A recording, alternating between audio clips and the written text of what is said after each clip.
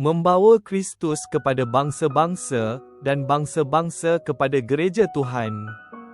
15 Oktober tahun 2024. Usah memegang wang dengan ketat. Pengkhotbah bab 5 ayat 10 hingga 16. Pencinta wang tidak akan puas dengan wang dan begitu jugalah pencinta kelimpahan tidak akan puas dengan pendapatannya. Ini juga kesia-siaan.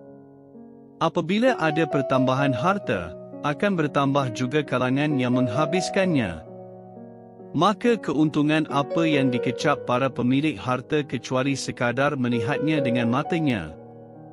Ada keburukan yang menyedihkan yang kulihat di bawah matahari. Pemilik kekayaan mendapat kehancuran daripada harta kekayaan sendiri. Dan melalui pengelolaan yang buruk, kekayaan itu lenyap hinggakan tiada suatu pun yang ada lagi untuk anaknya. Dengan telanjang seorang keluar daripada kandungan ibunya, dan dengan telanjang juga dia akan pergi. Ini juga keburukan yang menyedihkan.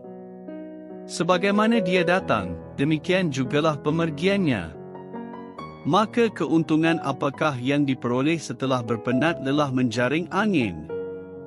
Jika sesiapa masak benar dengan wang, dia adalah Raja Salomo, penulis petikan di atas. Dia memang terkenal di seluruh dunia dengan kekayaannya. Di zamannya, dia dikatakan sebagai Raja membuat perak di Yerusalem sama seperti batu kerana banyaknya. Namun begitu, Raja Salomo tidak gembira.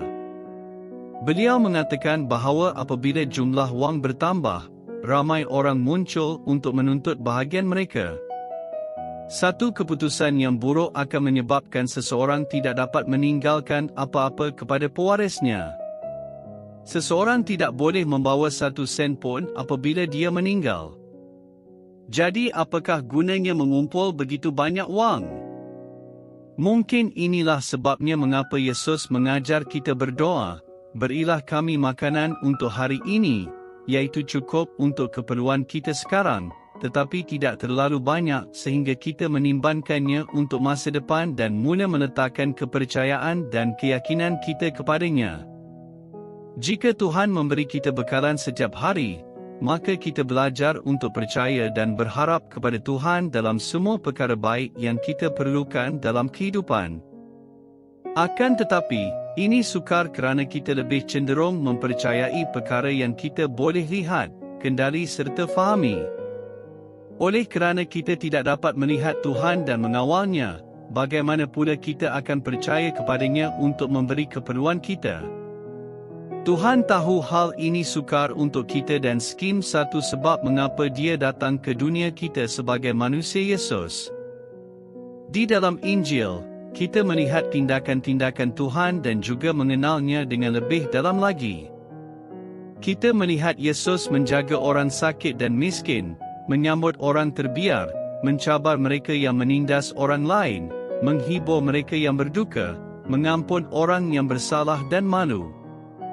Kita mula melihat bagaimana dia boleh dipercayai. Yesus tidak pernah memungkiri janji. Hatinya begitu tergerak untuk membantu orang dalam kesusahan walaupun ia adalah kesalahan mereka sendiri.